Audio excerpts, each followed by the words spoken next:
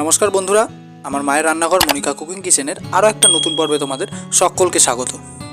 আর আজ আমি আরও একটা নতুন রেসিপি নিয়ে তোমাদের সামনে চলে এসেছি। একদম ঘরোয়া পদ্ধতিতে কিভাবে খুবই অল্প সময়ে তোমরা বানিয়ে ফেলতে পারবে খাসির মাংসের ঝোল, সেই রেসিপিটাই আজকে তোমাদের সঙ্গে আমি শেয়ার করব। বেসিক্যালি খাসির মাংসটা কিন্তু সকলেই খুব পছন্দ করে, কিন্তু পার্সোনালি মুরগির মাংসটা কিন্তু আমার কাছে খুবই স্পেশাল। কিন্তু এরকম সুস্বাদুভাবে যদি বাড়িতে খাসির মাংস রান্না হয়, তাহলে খাসির মাংসের ফ্যান না হয়ে যাবো কোথায়? তোমরাও এরকম ফ্যান হয়ে যাবে। কেউ যদি একটু কম পছন্দ করো খাসির মাংস, তোমরাও খুব বড় ফ্যান হয়ে যাবে এরকমভাবে যদি বাড়িতে ট্রাই করো। তো তোমরা রেসিপিটা বাড়িতে অবশ্যই ট্রাই করবে, খুবই সুস্বাদু লাগবে খেতে। আর কেমন লাগলো সেটা অবশ্যই কমেন্টে জানাবে। আর এই ধরনের আরও হাজারো ভিডিও নিয়ে আমি তোমাদের সামনে আসবো। তার জন্য চ্যানেলটাকে অবশ্যই সাবস্ক্রাইব করে দিও আর পাশে থাকা বেল আইকনটি ক্লিক করে দিও, যাতে আমার আপডেট ভিডিওগুলো তোমাদের সামনে আগে আসে। আর একটা লাইক করে দেবে। তো চলো দেরি না করে শুরু করা যাক। আমরা এখানে 350 খাসির মাংস ভালো করে ধুয়ে নিয়েছি। এখানে আমরা ওভেনটা জ্বালিয়ে নিচ্ছি, কারণ মাংসটা এখানে আমরা প্রথমে সিদ্ধ বসিয়ে নেব। মাংসটা সিদ্ধ করার জন্য এখানে আমরা আন্দাজ মতো জল নিয়ে নিলাম, হাফ চামচ মতো নুন দিয়ে দেব। এবারে মাংসটা প্রেসার কুকারের মধ্যে দিয়ে দিতে হবে।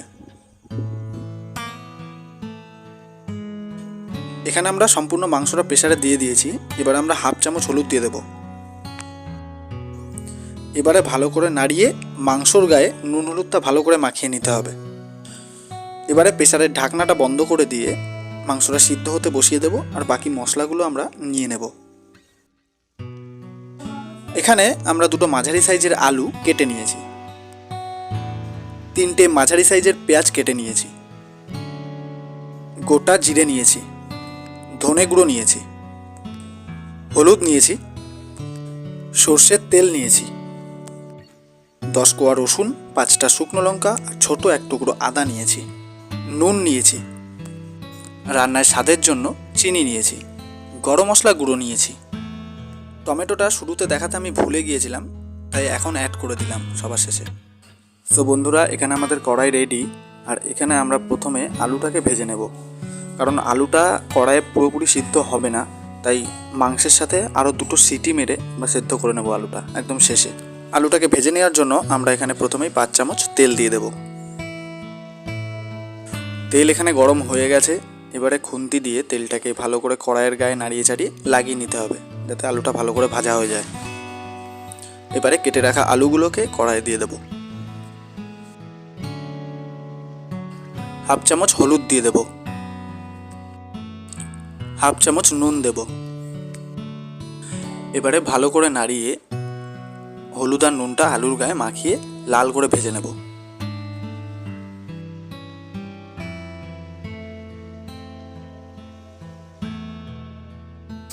বন্ধুরা, দেখতে পাচ্ছ এখানে কিন্তু লাল করে আলুগুলোকে ভেজে নিয়েছি, কিন্তু পুরোপুরি সেদ্ধ হয়নি।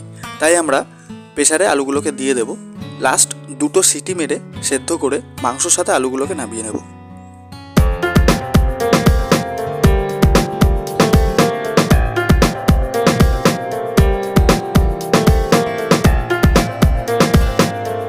এখানে আমরা মশলাটাকে বেটে নেব, তাই গোটা জিরে, ধনে গুঁড়ো, আদা, শুকনো লঙ্কা আর রসুন নিয়েছি।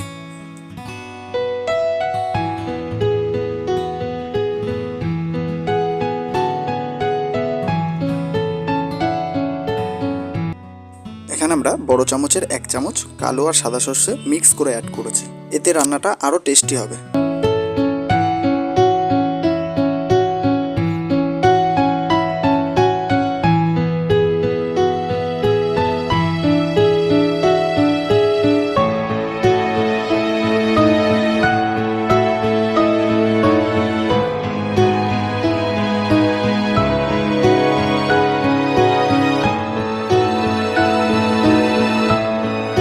এখানে আমাদের মশলা বাটা হয়ে গেছে।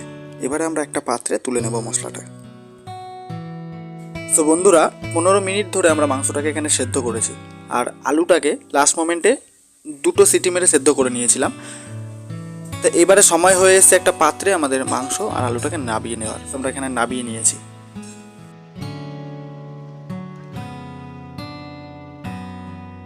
তো বন্ধুরা, আমরা আবারও কড়াইয়ে ফিরে চলে এসেছি। যেহেতু আমাদের বাকি রান্নাটা এখনও বাকি রয়েছে, তাই কড়ায় আমরা 8 চামচ মতো তেল অ্যাড করে নিচ্ছি ছোটো চামচের।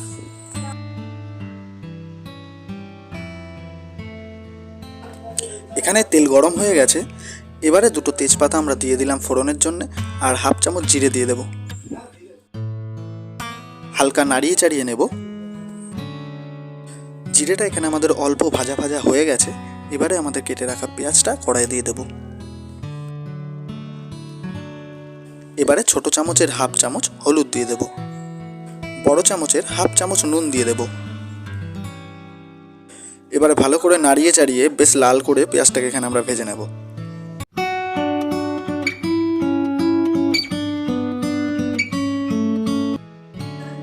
এখানে আমাদের পেঁয়াজটা লাল লাল করে ভাজা হয়ে গেছে বন্ধুরা, তোমরা দেখতে পাচ্ছ। এবার আমাদের কেটে রাখা টমেটোটা এখানে দিয়ে দেব। কিছুটা নাড়াচাড়া করে এখানে টমেটোটা ভালো করে সেদ্ধ করে নেব।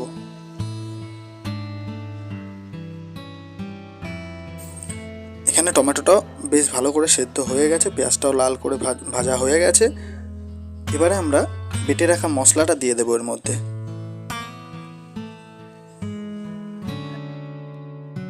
বড় চামচের 1/2 চামচ হলুদ দিয়ে দেব। বড় চামচের হাফেরও কম নুন দিয়ে দেবো, যেহেতু আমরা পেঁয়াজ ভাজার সময় নুন দিয়েছিলাম সেই কারণে। স্বাদ মতো চিনি দিয়ে দিলাম। এবারে ভালো করে নাড়িয়ে চাড়িয়ে মশলাটাকে বেশ ভালো করে কষিয়ে নিতে হবে। আর মনে রাখতে হবে মশলাটা না কষা অবধি নাড়িয়ে যেতে হবে, নাহলে কিন্তু কড়াইয়ের নিচ দিয়ে লেগে যাবে। আর আমাদের খেয়াল রাখতে হবে যাতে কড়াইয়ের নিচ দিয়ে লেগে না যায় মশলাটা।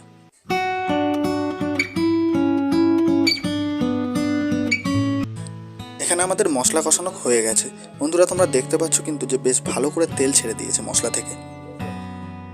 এবারে আমরা সেদ্ধ করে রাখা মাংস আর আলুটাকে ঢেলে দেব। তারপর ভালো করে নাড়িয়ে চাড়িয়ে নিতে হবে, আর মাংস আর আলুর গায়ে মশলাটাকে বেশ ভালো করে মাখিয়ে নিতে হবে। তারপর ওভেনটা হাই ফ্লেমে দিয়ে 2-3 মিনিট ধরে কন্টিনিউ নাড়িয়ে যেতে হবে, যাতে নিচ দিয়ে লেগে না যায়।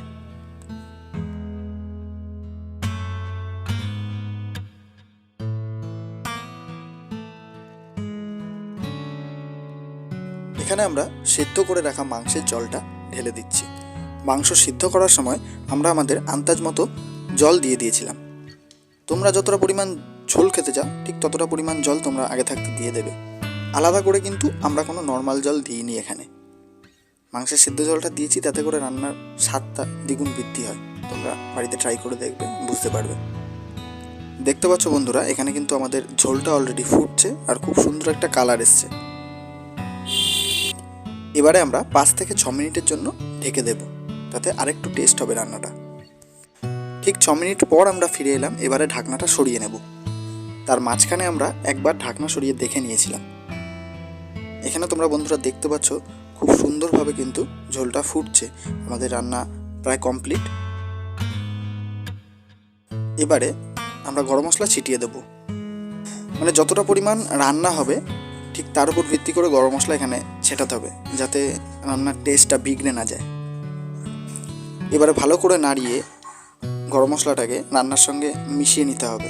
বন্ধুরা, তোমরা থাম্বনেলে অবশ্যই দেখেছো হয়তো যে আমি বলেছিলাম যে একটা বিশেষ উপকরণ দেব রান্নাতে, আর সেটা হলো আমাদের এখানে 1/2 চামচ ঘি। 1/2 চামচ গাওয়া ঘি যদি রান্নায় দেওয়া যায় তাহলে তার টেস্টটা মানে স্বাদ আরও দ্বিগুণ হয়ে যাবে। তোমরা বাড়িতে ট্রাই করবে, তাহলেই বুঝতে পারবে যে আমি মিথ্যে বললাম না সত্যি।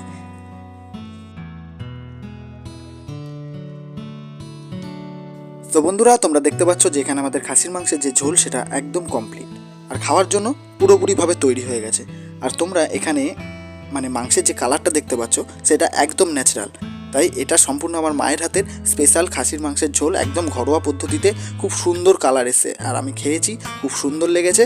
তোমরা অবশ্যই বাড়িতে ট্রাই করবে আর কমেন্টে জানিও যে কেমন লাগলো। Thank you for watching.